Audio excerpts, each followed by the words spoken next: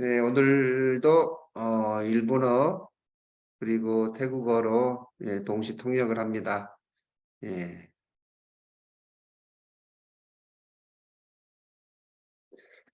네, 그럼 통일국 11년 전력 5월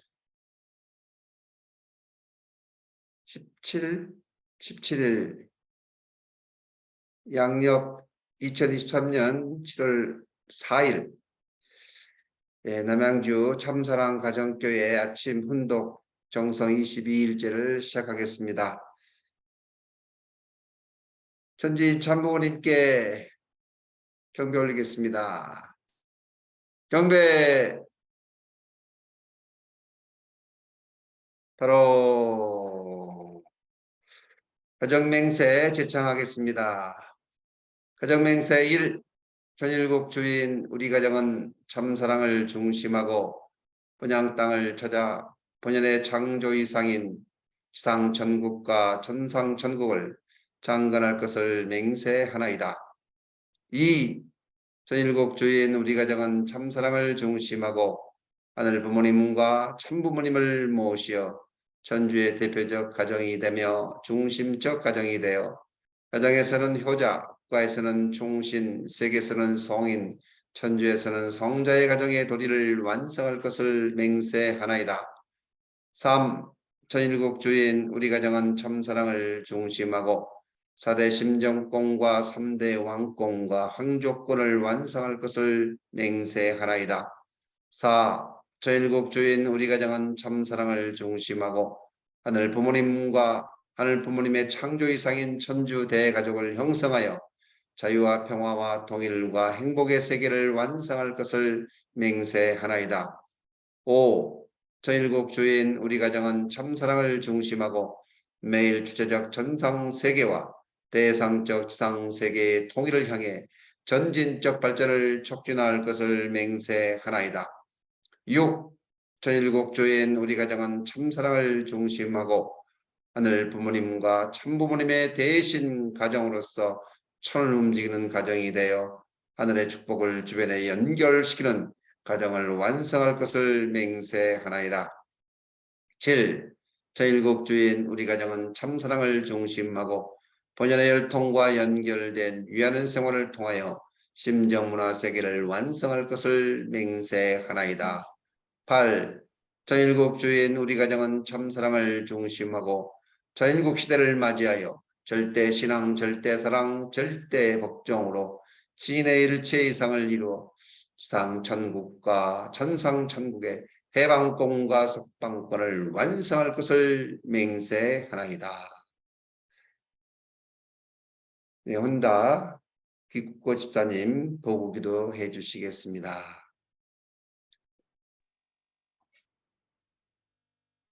참 사랑과 참 생명의 근원 되시는 하늘 부모님, 이 땅에서 승리하신 천진 참 부모님, 오늘은 아침 전선 드린 지 22일째 되는 날입니다. 매일 주시는 말씀이 정말 은혜가 많고 감사할 뿐입니다. 말씀을 들면서 극복해야 하는 개개인의 과제도 분명해졌을 거라고 믿습니다.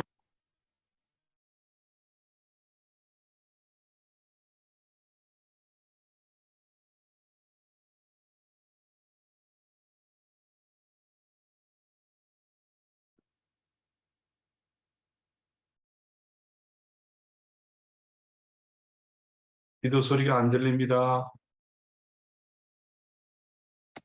기도 소리가 안 들립니다. 죄송합니다. 다시 한번 하겠습니다. 참사랑과 참 생명의 근원 되시는 하늘 부모님, 이 땅에서 승리하신 전진 참 부모님, 오늘은 아침 전선 드린 지 22일째 되는 날입니다. 매일 주시는 말씀이 정말 은혜가 많고 감사할 뿐입니다. 말씀을 들면서 극복해야 하는 개개인의 과제도 분명해졌을 거라고 믿습니다. 내가 변화된 만큼 상대방도 변화된다고 하셨습니다. 문제는 나에게 있었다는 것을 알게 되었습니다. 이제 말씀을 완전히 믿고 실종하면서 하나님의 신성을 제휴할 수 있는 저희들이 모습이 될 수 있도록 노력하겠습니다. 원수를 참사랑으로 품고 굴복시킬 수 있는 넓고 깊은 참사랑의 승리자가 될 수 있도록 아버지 인도하여 주시옵소서. 이제 시작하는 시간입니다. 처음부터 끝까지 하늘 부모님과 참부모님께서 함께 주강하여 주시옵소서. 축복 진심 가정 혼다 기고 이름으로 봉헌드리며 아뢰옵나이다. 아주. 아주. 네, 감사합니다. 네, 이 시간은 보고, 감사의 보고, 나누는 그런 시간입니다. 식구님들 한 주일 동안, 그리고 하루 동안 생활하시면서, 감사했던 내용 서로 나누는 그런 시간을 갖도록 하겠습니다. 네, 오늘 우리 홍선혜 권사님 잘 들으세요? 잘 들리십니까? 네. 네, 감사했던 내용 한 말씀 하십시오. 네. 미역고 권사님 일본에서 오셨어요? 아직도 일본이십니까? 네.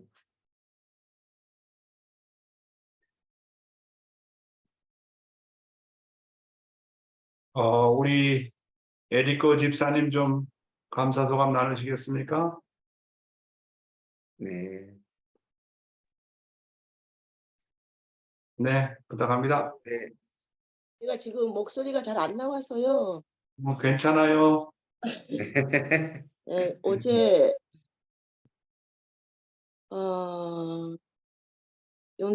대교 회장께서 전화 주셔서 좀 만날 일이 있었는데요.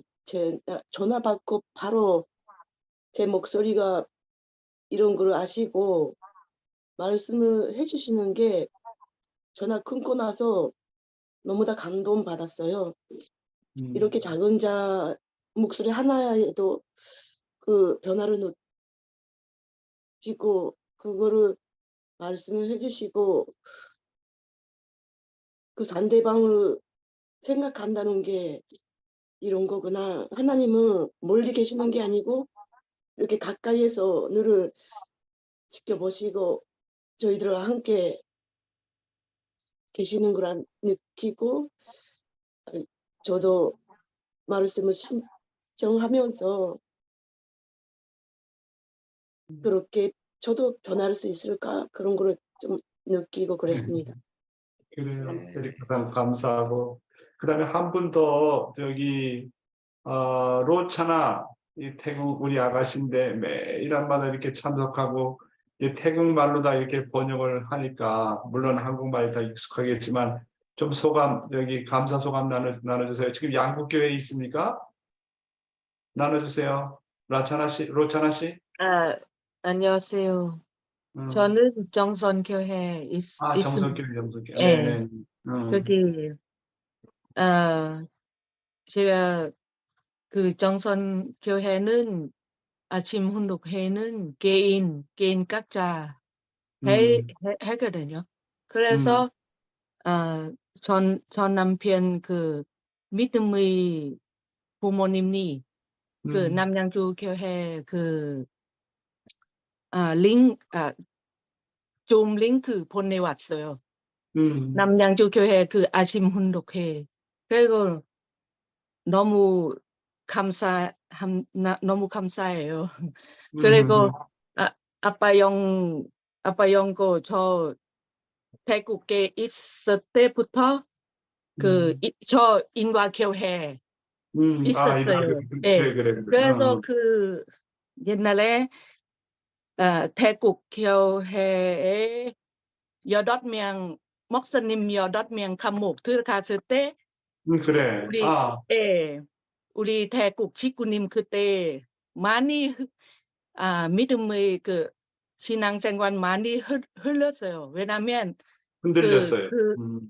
그때 문제가 많이 있어.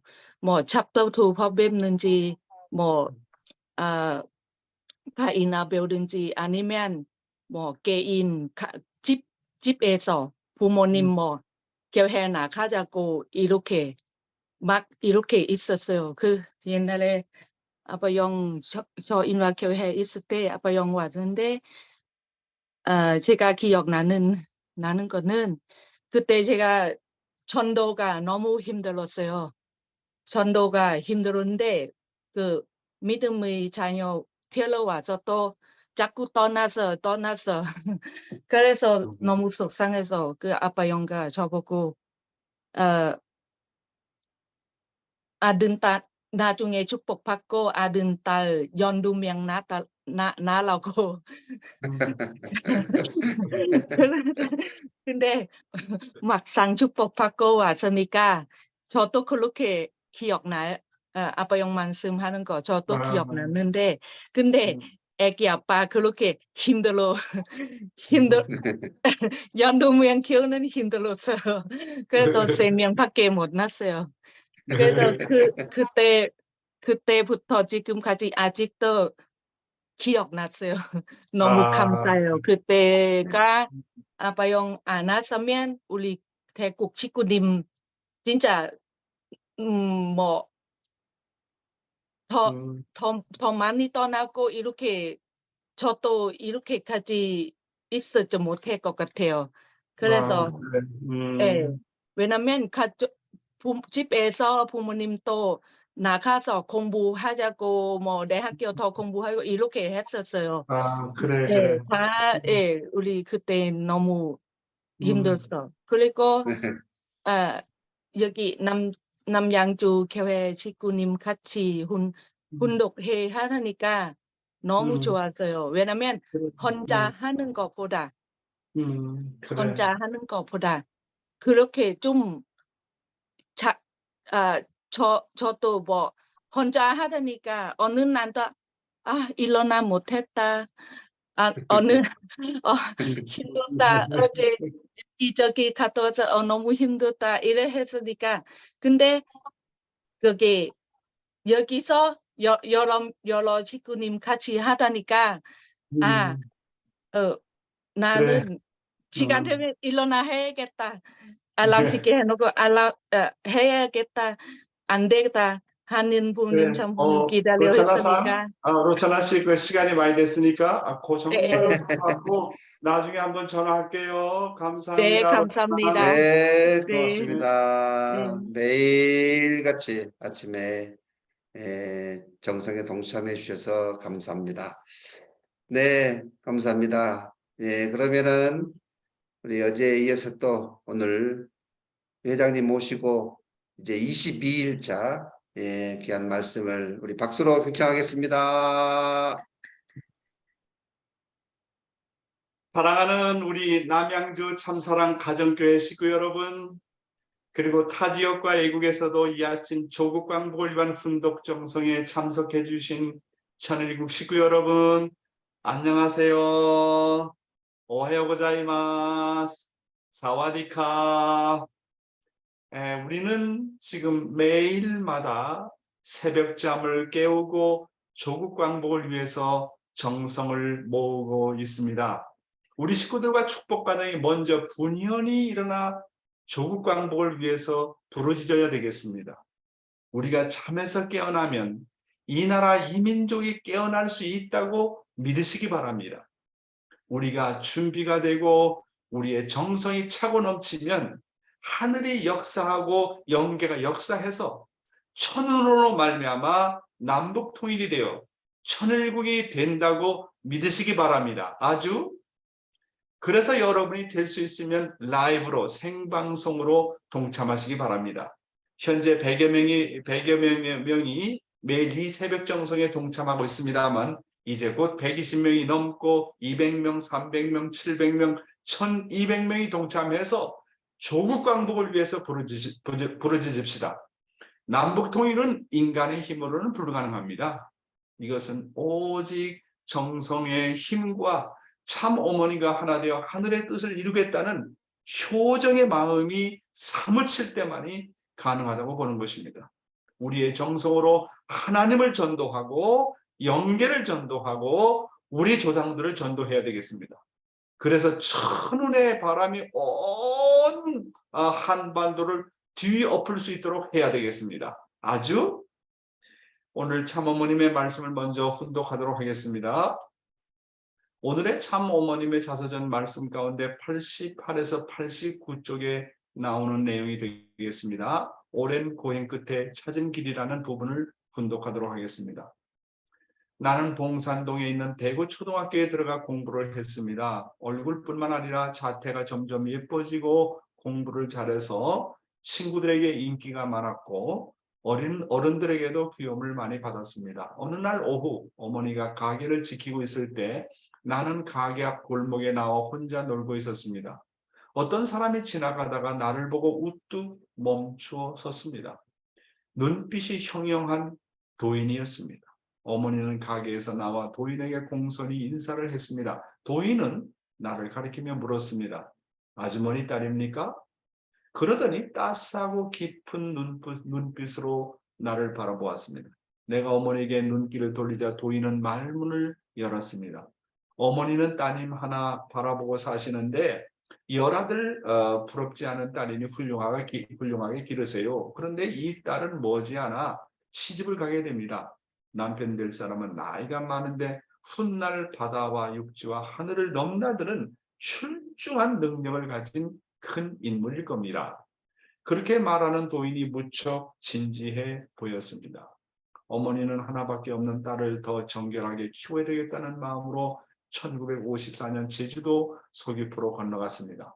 번잡한 대도시를 떠나 깨끗한 자연 속에서 나를 키우기 위함이었습니다. 그곳에서 정석천의 아우 정석진 일가와 함께 9개월을 보냈습니다. 어머니는 내가 초등학교를 졸업한 다음에는 세상과는 무관한 가운데 주님을 위한 성녀의 길을 걷게 하려고 했습니다. 하나님의 딸로서 소명받기까지는 단지 순결해야 한다는 생각으로 정성을 쏟았습니다. 나는 신효 초등학교 5학년으로 전학했는데 한창 뛰어놀 나이에 가혹하리만큼 혹독하게 신앙생활을 했습니다. 그래서 나는 기도, 경배, 정성으로 대부분의 시간을 보냈습니다. 어머니는 납작보리를 불려서 무김치 하나를 곁들여 생식을 했고 나는 그나마 좁쌀로 지은 밥을 먹었습니다. 어머니는 그렇게 고생스러운 생식을 하면서도 농민들이 일하는 모습을 보면 그냥 지나치지 못하고 밭으로 들어가 보리가리를 도와주었습니다. 길을 걷다가 짐을 지고 가는 사람이 있으면 집까지 져다 주었습니다. 그런 어머니를 보고 사람들은 감탄에 마지 않았습니다. 세상에 이렇게 자상한 사람이 다 있네? 그러게나 말이에요. 교회를 열심히 다닌다고 하는데 역시 다르긴 다르네요. 어머니는 그렇게 누군가를 도와주는 일을 생활 가운데 늘 실천함으로써 신앙인의 모범을 보여주었습니다. 어머니는 성경을 공부하고 예수께서 2000년 전에 오셨던 것처럼 주님은 육신을 쓰고 와서 그의 거룩한 신부를 찾으실 것이라는 성주교회와 복중교회의 가르침을 저에게 나눴습니다. 그리고 성경이 예언한 대로 주님은 오셔서 어린 양의 혼인잔치를 하며 이 모든 것이 한국에서 이루어질 것이라는 것입니다. 그리고 저는 어머니부터 진정한 제자의 의미를 배웠습니다. 한국 전쟁 발발 당시 우리를 구해주신 삼촌은 전쟁이 끝날 무렵 결혼했고 조할머니는 그녀의 아들과 그의 새 신부와 함께 서울에서 살았습니다. 외할머니는 몇 달 만에 딸과 손녀를 만나고 싶어서 제주도에 우리를 찾아왔습니다. 그녀가 우리와 함께 있는 동안 제 삼촌은 서울에서 북동쪽으로 약 50마일 떨어진 춘천시에 배치되었습니다. 그는 우리에게 갑작스럽지만 분명한 메시지를 보내왔습니다. 제주에서의 삶을 마무리하고 춘천으로 이동하십시오. 외할머니도 학자를 가까이 두고 매일 보는 것이 내 삶의 유일한 낙이다라며 함께 육지로 나가자고 간곡히 말씀하셨습니다. 어머니와 나는 제주도를 떠나 외할머니가 사는 약사동 근처에 조그만 방을 얻어 춘천 생활을 시작했습니다.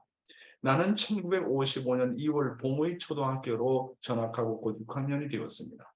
학교에는 아름드리 플라타너스가 큰 그늘을 드리웠는데 그 아래에서 책을 읽던 기억이 납니다. 또 학교 옆에 연탄 공장이 있어서 오갈 때마다 운동화에 연탄가루가 묻혔던 기억도 새롭습니다. 이듬해인 1956년 봉의 초등학교를 제11회를 졸업했는데 전쟁을 통해 학교 4곳을 거친 끝에야 졸업장을 받았습니다. 공부를 잘해서 졸업식 때 우등상도 받았습니다. 전쟁 후에 아주 열악한 생활 가운데서도 홍대모님은 어머님을 최선의 정성을 다해서 부모의 입장에서 잘 양육하셨습니다. 그래서 홍대모님의 참어머님에 대한 교육에 대해서 다시 한번 상고하는 시간을 갖도록 하겠습니다. 홍대모님의 참어머님에 대한 교육. 홍대모님은 참어머님을 교육하는 데 있어서 예수님의 어머니와 같이 마리아의 사명을 다하셨습니다. 훌륭한 중심인물의 배후에는 반드시 훌륭한 어머니가 있었다는 것을 몇 번 말씀드렸습니다. 이삭의 어머니, 야곱의 어머니, 요셉의 어머니, 모세의 어머니, 예수의 어머니, 참 아버님, 참 어머님의 어머니가 그러하셨습니다. 참 어머님은 홍대모님께서 그녀의 책임을 완수했다고 선포하셨습니다. 여러분 들어보셨습니까? 참 어머님을 교육하고 보호하고 성장시킨 홍대모님은 인류가 타락한 이래 처음으로 어머니로서의 사명을 완수하신 분이십니다. 홍대모님은 참 어머님을 하나님의 딸로 그리고 독생녀로 교육하셨습니다. 자신의 입장은 철두철미하게 참 어머님 앞에 보모의 입장에 서 있었습니다. 우리도 홍대모님과 같이 우리 자녀를 단지 육신의 부모의 입장에서 인간적으로 기르지 말고 하나님의 자녀로 길러야 된다는 것을 교훈으로서 보여주고 계신 것입니다. 그리고 홍대모님은 참어머님을 세상과는 무관한 가운데 주님을 위한 성녀의 길을 걷게 하려고 그녀를 보호하고 양육하기 위해 온갖 정성을 다하셨습니다. 그리고 홍대모님은 참어머님을 보호하고 성장시키기 위해서 생사를 무릅쓰고 하늘 앞에 절대신앙, 절대사랑, 절대복종의 길을 가셨습니다. 참 여기서 좀 귀한 여기 말씀이 뭐냐 하면 주님을 그러니까 어머님을 교육하는 데서 대모님은 뭐냐면 주님을 위한 성녀의 길을 걷게 하려고 그런 참 말씀이 있습니다.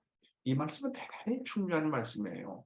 우리 가정 맹세가 얼마나 귀하냐 하면 우리 자녀를 어떻게 교육해야 되느냐 하면 가정에서는 효자 효녀를 교육해야 됩니다. 정말로 부모 앞에 효도할 수 있는 자녀를 길러야 됩니다. 다음 목표가 뭐냐면 국가에서는 충신입니다. 애국자로 교육해야 됩니다. 자녀에게 정말 중요한 교육 중에 하나가 너는 가정보다도 부모보다도 나라를 더 사랑하는 애국자가 되어라. 더 나아가서 애국자뿐만 아니라 충신의 길만 아니라 세계와 인류를 사랑하는 성인이 되어라. 더 나아가서 마지막 교육이 뭡니까? 세계와 인류만 사랑하는 것이 아니라 정말 하늘 땅을 사랑하는 천주를 사랑하는 그런 성자 성녀가 되어라. 그런데 이 홍대모님은 어머님을 기르는 데 있어서 성녀의 길을 걷게 하려고 그녀를 보호하고 양육하기에 온갖 정성을 다했다고 하지 않습니까? 여러분 자녀 교육하는 데 있어서 정말 효자 효녀가 되라고 하는 교육은 하도 내 아들 딸 보고 나라를 사랑하는 애국자가 되라고 교육해 보신 적이 있습니까? 더 나가서 정말로 인류를 사랑하고 세계를 사랑하라고 그런 성인의 길을 가라고 교육해 보신 적이 있습니까? 더 나가서 하늘 땅을 사랑하고 하나님까지 해방하는 그런 성자, 성녀의 길을 가라고 교육해 본 적이 있습니까? 이게 문제가 되는 겁니다. 정말 가정 맹세는 우리의 정도의 길을 보여주고 있습니다. 저도 참 자녀를 기르면서 정말로 하늘 앞에 땅 앞에 죄송한 게 뭐냐면 내 자녀를 내가 그렇게 교육을 못했어요. 엄마 앞에 효도해야 된다. 그건 가르쳤습니다. 그러나 나라를 사랑하라. 그 교육을 못했습니다. 세계를 사랑하라. 그 교육을 못했습니다. 하나님의 심정까지 위로하고 슬픈 하나님의 심정을 알고 위로하는 아들 딸들이 되어라. 그 교육 못했습니다. 근데 홍대모님은 어쩌면 이렇게 참어머님이 가시는 길을 놓고 주님을 위한 성령의 길을 걷게 하라고 미리 그렇게 교육하고 보호하셨다는 거, 이게 참 놀라운 겁니다. 자식에 대한 어머니의 관심과 환경이 얼마나 중요한지는 우리가 맹모, 유학자였던 그 맹자의 어머니, 삼천지교, 맹자의 어머니가 3번 이사를 하면서 자식을 가르쳤다는 뜻에서 삼천지교라고 하는 말이 있는데 거기서 우리가 잘 배울 수 있습니다. 유학자였던 맹자의 어머니는 자식을 위해서 3번이나 이사를 하면서 자식을 가르쳤습니다. 하물며 미래의 독생녀가 될 참어머님을 길러야 했던 홍대모님은 얼마나 큰 정성을 들였을까 하는 것을 생각하게 됩니다. 오직 일생을 주님만을 만나고 그 주님을 위해서 참어머님을 돌보셨습니다. 그래서 가정에서 어머니가 살면 가정이 살고 더 나아가서는 가문이 살고 종족과 민족과 국가가 산다는 말이 있지 않습니까? 여러분, 여기서 좀 여러분에게 오늘 소개할 것은 맹모 삼천지교에 대해서 알아보겠습니다. 인간의 성선설을 주장한 유학자 맹자는 중국의 고대 추나라에서 BC 371년경에 태어났습니다. 맹자의 어머니가 맹자를 키울 때 3번이나 이사를 했다고 해서 생겨난 말입니다. 맹자의 어머니는 공동묘지가 있는 곳에서 살았다고 합니다. 맹자는 자나깨나 아이고 아이고 하는 곡소리를 들었으며 장례를 치르는 모습을 보았습니다. 그래서 놀 때도 장례를 치르는 모습을 흉내내었다고 합니다. 보다 못한 어머니는 맹자를 데리고 시장이 있는 곳으로 이사를 했는데 이번에는 맹자가 매일 장사하는 모습을 흉내내었다고 합니다. 맹자의 어머니는 이번에는 서당 근처로 이사를 했습니다. 그곳에 와서야 맹자는 글을 읽으며 훌륭하게 자랐다는 것입니다. 맹자의 어머니를 가리켜 아주 지혜롭고 훌륭한 어머니라고 합니다. 맹모 삼천지교라는 말도 그래서 생겨난 말입니다. 맹자의 어머니가 아들 맹자를 교육하기 위해서 3번씩이나 이사를 하면서 자식의 교육을 위해서 온갖 정성을 다했습니다. 홍대모님은 참 어머님을 성녀로 그리고 독생녀를 기르기 위해서 북에서 남으로 남한에서는 저 먼도 제주도로 대구로 강원도 춘천으로 극으로 그리고 서울로 옮겨 다니며 오직 참 어머님의 온전한 성장과 교육을 위해서 갖은 노력과 정성을 다하셨다고 하는 겁니다. 여러분도 홍대모님처럼 그렇게 자식의 교육을 위해서 온 생애를 다 바쳐서 헌신을 하고 계십니까? 결국은 심은 대로 거둔다고 하는 것입니다. 자식을요, 밥만 먹여 키우면 밥만 먹는 자식이 되고 효정의 마음으로 키우면 효정의 자식이 되고 나라와 세계를 위해서 키우면 충신이 되고 성인이 된다고 하는 것입니다. 이런 걸 보면 자식에 대한 어머니의 비전과 꿈이 결국 그 자식의 미래를 결정합니다. 우리는 가정 맹세를 매일매일 하면서 과연 어떻게 우리 자녀를 양육하고 있는가를 반성해 봐야 되겠습니다.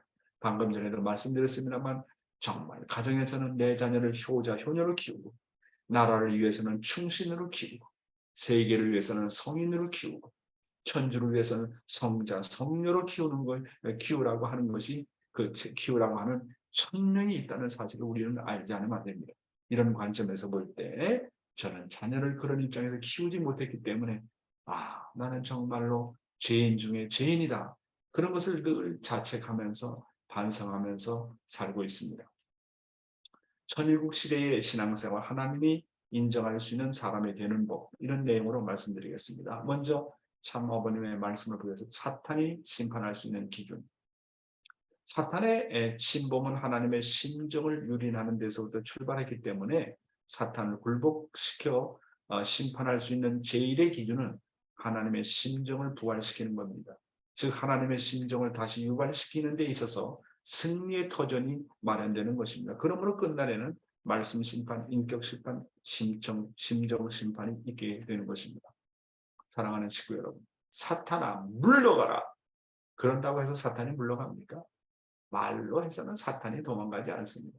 그렇다고 내가 정말 좋은 사람이고 선한 일을 많이 했다고 해서 사탄이 물러갑니까? 아닙니다. 아버님의 말씀에 의하면 오직 물러가는 길은 하나님의 심정을 채우라는 입장에서 사탄 보고 물러가라 할 때 사탄은 물러간다고 참 아버님께서는 말씀하고 계십니다. 사탄은요, 부모의 심정으로 눈물을 흘리는 데는 꼼짝하지 못한다고 하는 겁니다. 사탄은 종이기 때문에 부모의 심정을 체험해 본 적이 없어요. 따라서 부모의 심정을 가진 눈물을 흘린 데는 사탄도 앞발 뒷발 다 든다는 겁니다. 따라서 사탄이 제일 무서워하는 건 뭐냐면 자녀가 부모의 심정을 알고 부모를 위해서 효정의 눈물을 흘릴 때라고 하는 겁니다. 그래서 사탄은 효자의 눈물을 가장 무서워합니다. 사탄은 참 아버님의 하늘 대한 눈물을 가장 무서워했습니다. 예수가 하나님의 심정을 대신해서 눈물을 흘리면서 십자가에서 원수를 위해서 복을 빌었을 때 사탄은 완전히 자연굴복당했습니다. 오른편 강도가 해이했습니다. 사탄을 물리치기 위한 첫 발걸음은 내가 하늘을 위해서 눈물을 흘릴 때 사탄은 도망간다고 하는 것입니다. 사탄은 부모에 대해서 흘리는 눈물이 없습니다. 사탄은 자기 사정만을 위해서 웁니다. 남을 생각하는 마음이 전혀 없습니다. 그런 입장에서 볼 때 부모에 대한 눈물은 오직 효자만이 가지고 있다고 하는 것입니다. 그래서 정말로 효적이 얼마나 중요한지 모릅니다. 효자는 언제나 부모를 위해서 눈물을 흘립니다. 효성의 눈물 이상 부모의 마음을 자극시키고 사탄을 퇴치할 수 있는 길은 없다고 하는 것입니다. 그래서 어머님께서 늘 주야로 하시는 말씀이 뭡니까? 효정, 효정, 효정, 효정. 효정의 마음을 가져라. 효자는 부모의 소원과 하나를 품고 사는 게 효자입니다. 남북 통일할 수 있는 비결이 뭐라고 생각합니까? 하늘 부모님에 대한 소원이 내 소원이 되고 참 어머님의 애절한 마음이 내 애절한 마음이 되고 참 부모라고 참 어머니 눈물 흘릴 때 내가 눈물 흘렸으면 그런 효정의 마음만 가득 차면 영계를 감동하고 하늘 땅이 감동한다는 거예요. 그런 효정의 마음, 부모의 심정을 알고 눈물 흘리는 그런 마음, 그 효심, 그런 효정만이 사탄을 퇴치할 수 있다고 하는 것입니다. 사탄의 침범은 하나님의 심정을 유린하는 데서부터 출발했다고 말씀하셨습니다. 타락이라는 것은 하나님의 심정을 유린하는 것이다. 상대 때문에 물질을 잃어버린 것은 아무것도 아니다. 상대 때문에 내 인격, 체면, 명예를 잃어버린 것은 아무것도 아니다라고 말씀하셨습니다. 심정유린이라는 것은 하나님의 심정을 배반하는 거다. 선악과를 따먹은 그 자체가 있는 것이 아니라 하나님의 심정을 배반했다는 것. 그토록 사랑했는데 모든 걸 다 주었는데 얼마나 애지중지 길렀는데 그 심정을 배반했다. 그 심정유린 아닙니까? 사탄은 하나님의 심정을 유린한 역대의 대죄인입니다. 하나님이 얼마나 천사장을 사랑했습니까? 그런데 그가 황족의 혈통인 아담과 해와를 타락시켰습니다. 아담과 해와는 하나님의 첫 왕자요 첫 공주였고 첫 황족의 혈통이었는데 그들을 겁탈했습니다. 아담 해와를 겁탈한 것은 하나님의 자신의 몸을 겁탈한 것과 마찬가지인 것입니다. 따라서 사탄은 완전히 사탄이 아담과 해와의 영혼만을 죽인 것이 아니라 하나님을 심정적으로 죽인 영적인 살인 사건입니다. 사탄은 살인자입니다. 그렇게 타락으로 죽은 입장과 같은 하나님의 심정을 그러면 어떻게 부활시킬 것인가? 간단한 문제가 아니라는 것입니다. 사탄은 아담과 해와를 타락시켜서 아담과 해와를 자기의 자녀로 소유했습니다. 그리고 하나님의 재산과 같은 모든 만물을 훔쳐갔습니다. 또한 우주의 주인이고 왕 대신 하나님의 자리까지 찬탈했습니다. 이게 사탄이라는 거. 우리 이 사탄의 정체를 분명히 알아야 돼요. 사탄의 정체를 모르니까 우리가 정신이 희미해지는 거 아닙니까? 사탄이 도대체 어떤 일을 저질렀냐 이거예요. 하나님의 심정을 유린했고 하나님의 왕자였던 아담, 하나님의 왕녀였던 공주였던 해와를 육신적으로 거부하라고. 야, 그런 사탄이에요. 그런 사탄의 정체를 알면 우리가 정신을 차리지 않겠습니까? 하나님이 얼마나 기가 막혔는지 그 사정을 알지 않겠습니까? 아버님 말씀입니다. 사탄을 토벌하고 심판하는 첫 단계는 하나님의 마음을 소생시키는 것입니다. 즉 승리의 기반은 하나님의 마음을 자극하는 것에서도 시작이 된다고 말씀하셨습니다. 자, 그러면 어떻게 나의 심정을 부활시킬 것인가? 부활이라는 것은 죽었던 자가, 죽었던 내가 다시 사는 것입니다. 내가 죽는 자리까지 나가지 않으면 부활할 수 없다. 여러분, 우리가 원리에서 뭐라고 그랬습니까? 부활이라는 것은 다시 산다고 해요. 다시 사는 거, 다시 사는 거. 죽었던 내가, 영적으로 죽었던 내가 다시 산다. 그 말이 부활이라는 의미가 아닙니다. 그러니까 내가요, 부활이라는 말을 잘 알아야 돼요, 여러분. 부활. 내가 부활되려면, 부활은 다시 산다. 다시 살려면 내가 죽어야 돼요.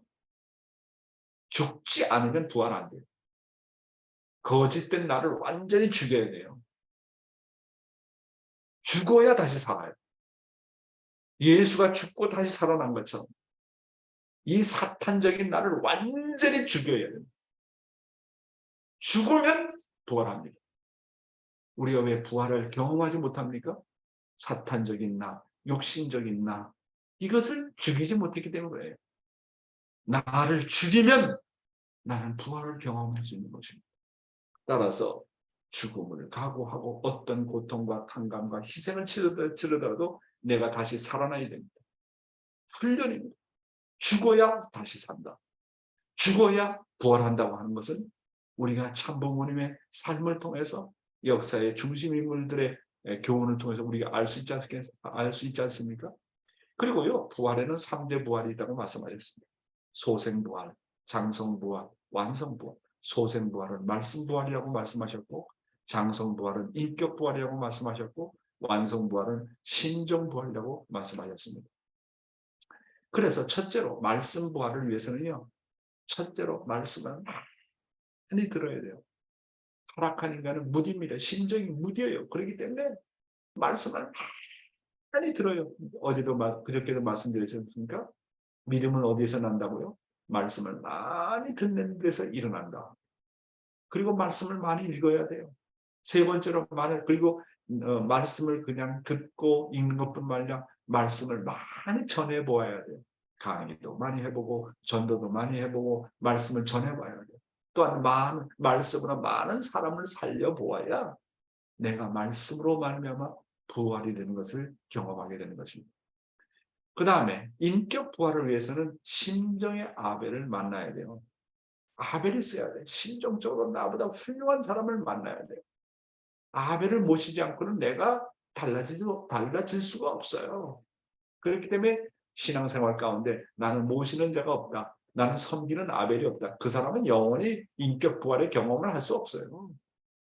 진짜 그런 아벨을 만나야 돼요. 심정의 아벨을 모셔야 돼요. 따라서 심정의 아벨이 없으면 부활하기 어려워요. 제 인생 노정을 돌아보면서 신앙 노정을 돌아보면서 참 나는 복받은 사람 중에 하나다. 물론 하나님을 만나고 참모님을 만났지만 나는 내 인생 가운데서 잊을 수 없는 게 이요한 목사라고 하는 목사님을 만났다는 거. 참 정말 고맙습니다. 그분으로 말미암아 하나님의 심정과 하늘하게 되었습니다. 그분으로 말미암아 참 부모가 어떤 분인가를 알았습니다. 그래서 우리의 신앙 노정에서는 내가 누구를 섬기느냐, 누구를 아벨을 섬기느냐, 이게 대단히 중요해요. 참부모님과는 우리가 심정적으로 좀 거리가 있지 않습니까? 정말 내가 모시고 싶은 아벨, 존경하고 싶은 아벨, 그런 아벨을 만나야 내가 달라져요. 응? 인격의 부활을 위해서는 진정으로 사람을 그리고 사랑해 봐야 됩니다. 원수까지도 사랑해 봐야 됩니다. 사랑할 수 없는 사람까지도 사랑해 봐야 인격의 부활이 된다는 거예요. 가인은 아벨을 사랑하지 않고는 인격 부활이 안 돼요. 아벨은 정말 가인을 품고 사랑해 보지 않고는 인격 부활이 되지 않는다고 하는 사실인 것이고, 마지막 단계로 심정의 부활을 위해서는 반드시 뭐가 필요하다 했습니까? 체험이 필요하다 그랬습니다. 기도와 정성을 통해서 하나님과 심정적인 교류가 필요합니다. 기도와 정성을 통해서 하나님의 심정을 체험해야 됩니다.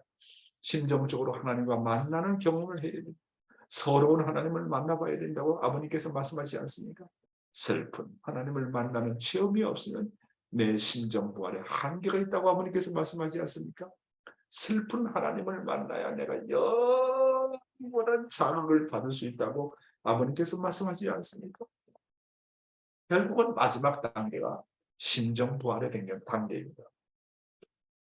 그래서 심정 부활까지 가야 비로소 사탄을 굴복시킬 수 있다고 하는 거예요. 자식이 부활하면 부모도 부활하듯이 내가 부활하면 하나님의 심정도 부활한다고 말씀하셨습니다. 심정 부활을 경험해야 영원한 승리의 도전을 마련할 수 있다는 것이 아버님의 말씀입니다. 오늘의 생명의 말씀은 여러분께서 오늘 하루 사랑은 감동이다. 이런 주제로 한번 명상해 보시기 바랍니다. 저는 이 말만 들어도 감동입니다. 사랑, 감동이다.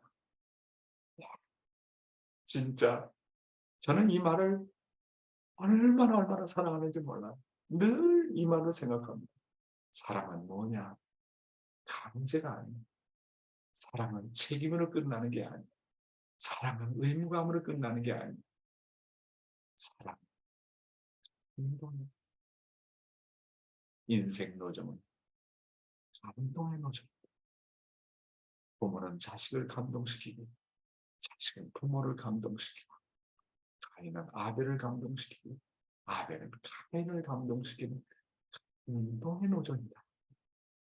와! 그래서 오늘 여러분에게 말씀드릴 제목은요.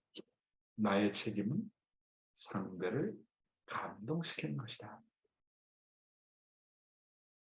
책임 분담을 완수하기 위한 마음 자세입니다. 내 책임이 상대를 감동시키기 위해서는요. 제일 중요한 게 마음 자세예요.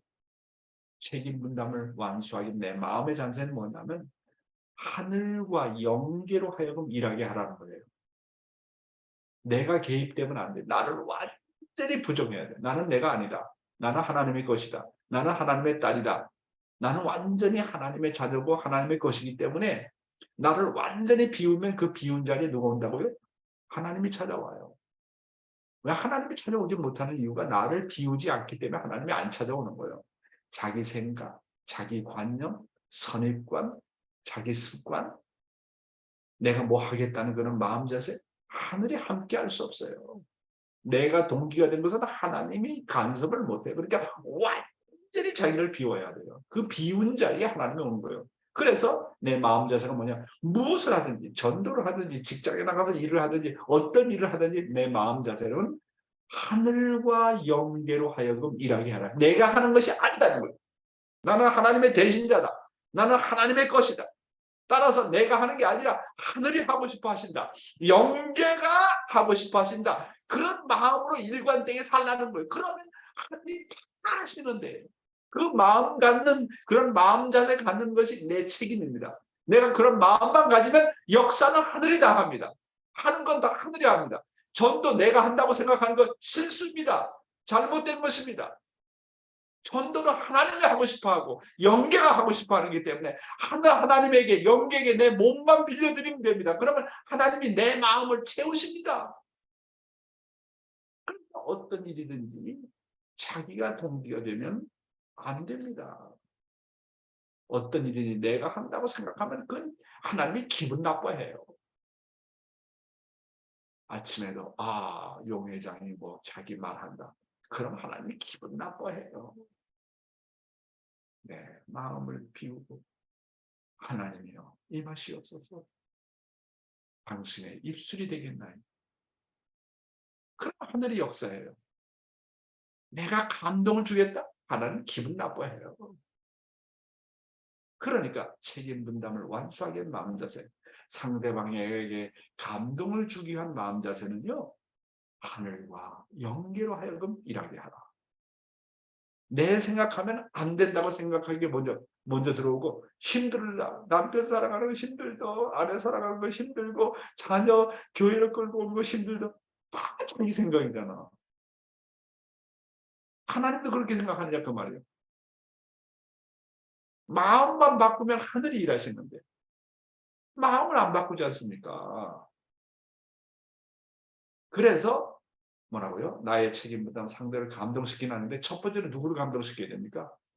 하나님과 연계를 감동시켜라. 이게 내 책임입니다. 하나님과 연계를 감동시키면 일은 하나님과 연계가 다 합니다. 전도도 하나님이 다 합니다. 교회 부흥도 하나님이 다 책임지고 해주십니다. 하나님과 연계만 감동시키라. 이게. 하나님을 감동시키려면 하나님의 소원과 사정과 심정에 파묻혀 살아야 됩니다. 그럼 하나님의 소원이 내 소원이 되고 하나님의 사정이 내 사정이 되고 하나님의 심정이 내 심정이 되는 건 뭡니까? 그게 효정입니다. 효정. 효적이 동기가 돼가지고 하면 하나님이 감동해요. 아브라함의 3대가 하나님을 감동시켰습니다. 그렇죠? 그래서 하나님께서 뭐라고 그랬습니까? 나는 아브라함의 하나님, 이삭의 하나님, 야곱의 하나님이라고 하시지 않았습니까? 왜 아브라함이 뭡니까? 조상이 되었을까요? 왜 믿음의 조상이 되었을까요? 아브라함이 처음으로 하나님을 감동시켰어요. 그렇잖아요. 100세 만에 낳은 자식을 제물로 드렸습니다. 이삭은 그 앞에 순종했습니다. 야곱도 그 길을 따랐습니다. 그러니까 하나님이 뭐라 했습니까? 나는 아브라함의 하나님, 이삭의 하나님, 야곱의 하나님이다. 그 말은 나는 너한테 완전히 감동받았다는 얘기 아닙니까? 감동받았다는 얘기예요. 그래서 천일국 시대는요. 3대가 하나님을 감동시키는 가정을 만들어야 됩니다. 여러분의 3대가 하나님을 감동시켜야 된다. 그러면 자 아브라함의 하나님, 이삭의 하나님, 야곱의 하나님인데 우리 장남이 용유신입니다. 우리 그 장손이 손자가 용태운입니다. 그러면 그 아브라함의 그 노정을 내가 정말 상속받으려면 우리 집이 축복을 중심 삼고 3대가 그런 하나님을 만들어야 돼요. 용경식의 하나님, 용유신의 하나님, 용태울의 하나님, 나는 용경식의 하나님이요, 나는 용유신의 하나님이요, 나는 용태울의 하나님이니라. 이게 바로 3대 왕권을 이뤘다는 증거 아닙니까?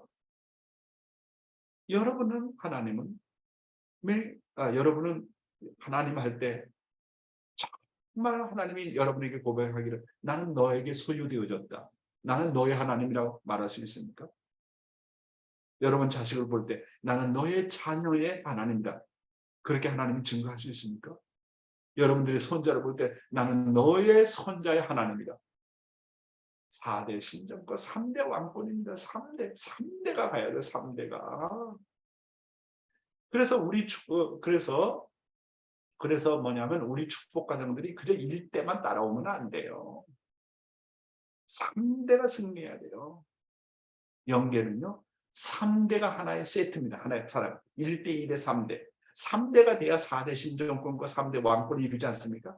3대가 하나의 세트입니다. 1대 가지고는 안 돼요. 2대 가지고는 안 돼요. 3대 가지고는 안 돼요. 3대가 하나의 세트라고 하는 거예요.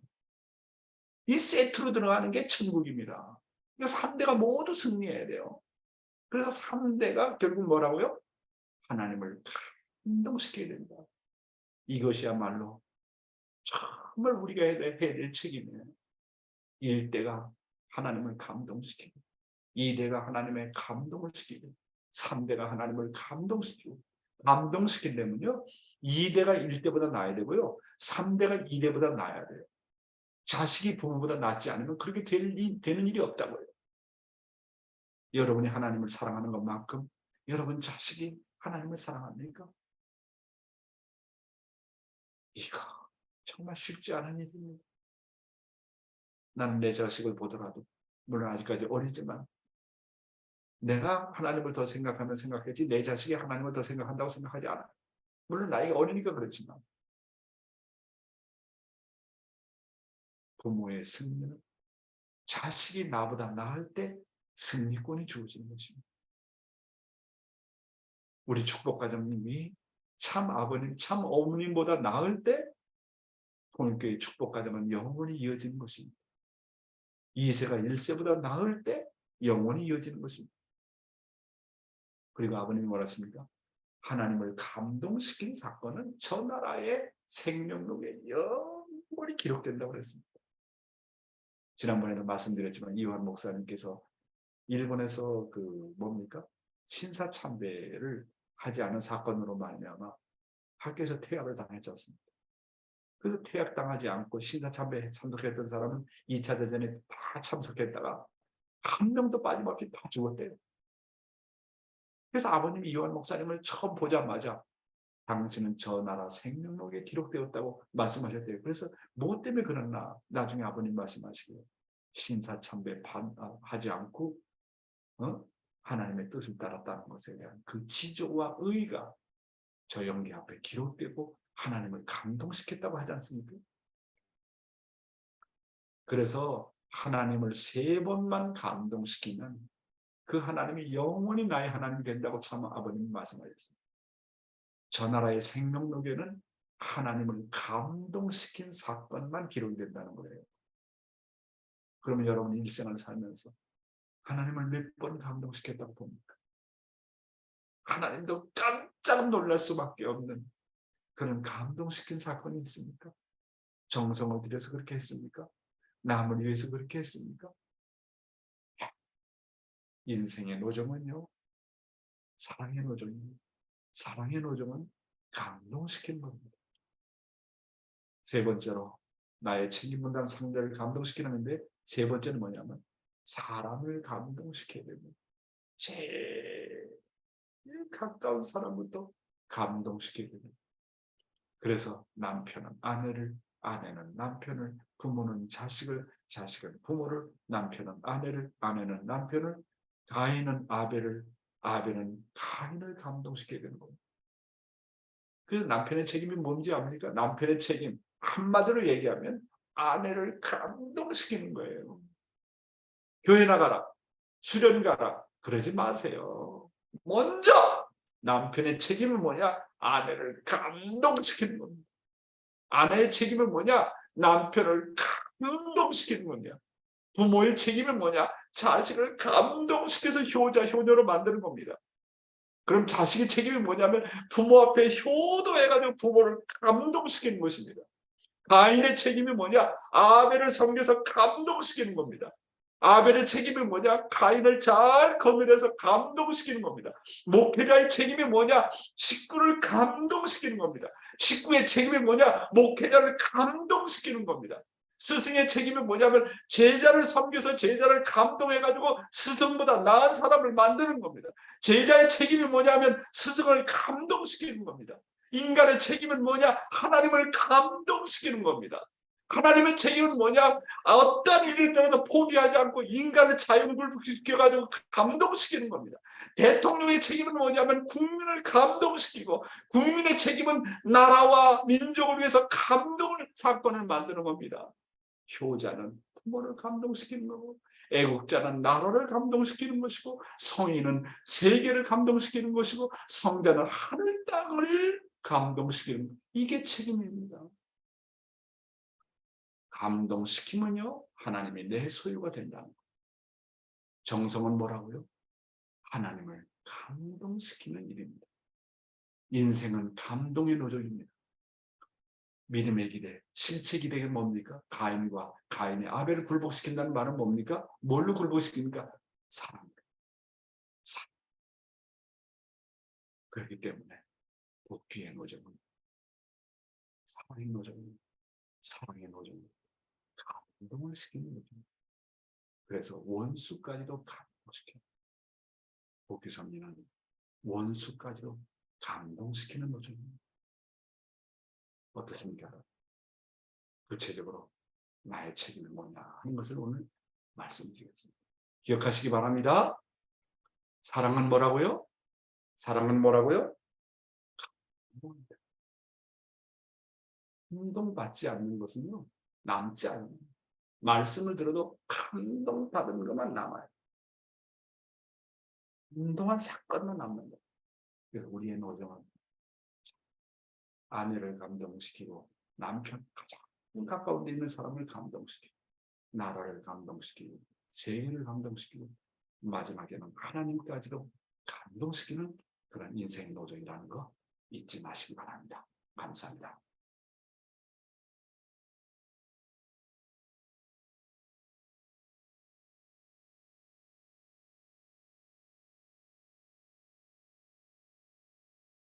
박 길자님, 안 들립니다.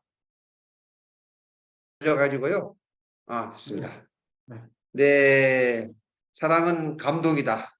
예, 하나님과 연결을 감동시켜라.